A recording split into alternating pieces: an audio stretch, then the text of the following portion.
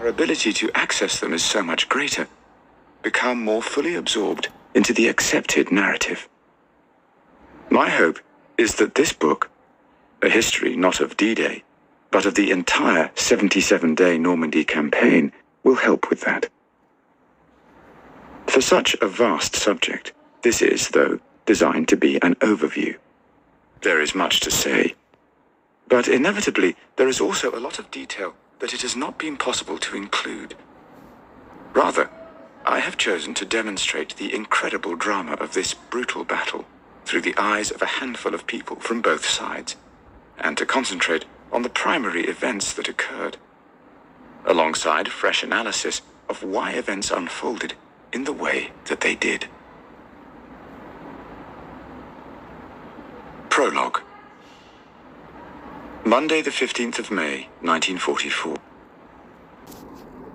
Down by the River Thames at Hammersmith in West London, field marshals, generals, air chief marshals, admirals, as well as the British King and Prime Minister had gathered at St. Paul's School for Boys for what the Supreme Allied Commander, General Dwight D. Eisenhower, called the Final Review of plans for the cross-channel invasion of France. It was a warm, sunny day that seemed to augur well, as Grand Staff cars gently purred up to the entrance of the Victorian red-brick main school building. Guards clicked to attention as staff officers greeted the dignitaries and ushered them into an assembly room, at the end of which stood a low stage.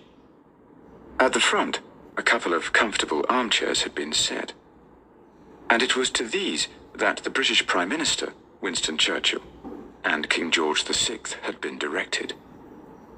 Behind, on rather narrow, curved and somewhat inappropriate school benches, were the service chiefs and army and force commanders for this giant enterprise, as well as other war leaders, including a South African field marshal, Jan Smuts, who had once been Britain's enemy, but was now a trusted friend and advisor.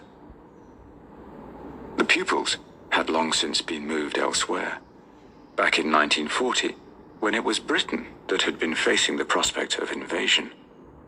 But since January, the school had been headquarters of 21st Army Group, commanded by General Sir Bernard Montgomery, an old boy of the school, and the man who would be in overall command of all Allied land forces for the landings and for the immediate weeks that followed.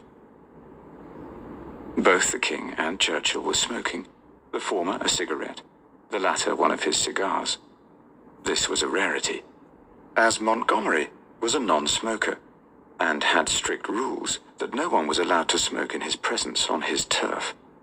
That had even included General Dwight D. Eisenhower, who had been sharply reprimanded for doing so when the two had first met in the spring of 1942. But even Monty could hardly tell the Prime Minister to stub out his cigar, and it was certainly not his place to admonish the King.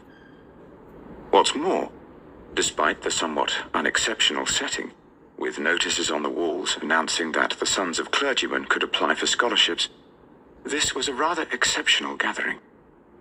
Rules could be bent on this occasion.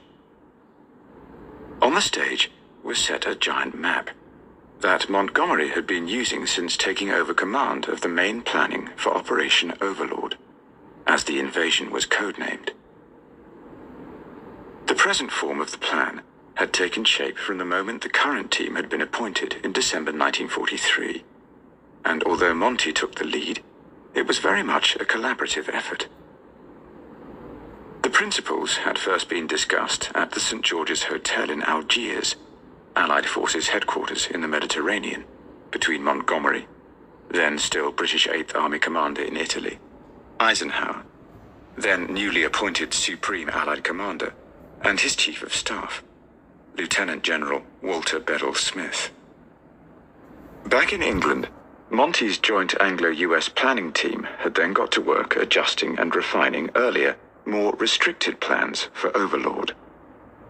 These had quickly taken shape, and on the 21st of January had been shared with Bedell Smith, who had then presented them to his boss, who had in turn shared them with the British and American Chiefs of Staff. When these plans had been broadly approved, They began to develop in detail.